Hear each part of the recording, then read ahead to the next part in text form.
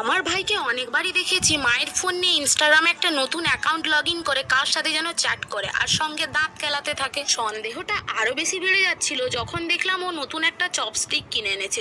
চপস্টিকে খেতে তো পারে না, কেন কিনে এনেছে তাও জানি না। আজ হঠাৎ আমাকে এসে বলে, দিদি তুই একটা কোরিয়ান কিছু বানিয়ে দে না রে। আমি তো পুরোই অবাক। কিছুদিন আগে এই ছেলেটাই কোরিয়ানদের গালিগালাজ করছিল, আজ হঠাৎ কোরিয়ান ডিশ খেতে চাইছে। বানিয়ে দিলাম কোরিয়ান বারবিকিউ চিকেন, খুব ভালো খেতে হয়েছিল। দেখলাম কয়েকটা ছবি তুলে নিল পরপর। ও সন্ধ্যায় টিউশন চলে যেতেই ফোনটা নিয়ে পট করে লগ ইন করে দেখি এ কি, ও তো একটা ফেক অ্যাকাউন্ট খুলে রেখেছে যা দিয়ে একটা মেয়ের সাথে অনেক চ্যাট করে।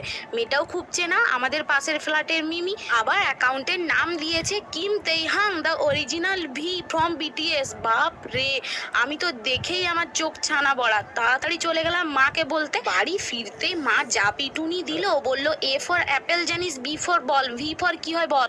আমার ভাইকে অনেকবারই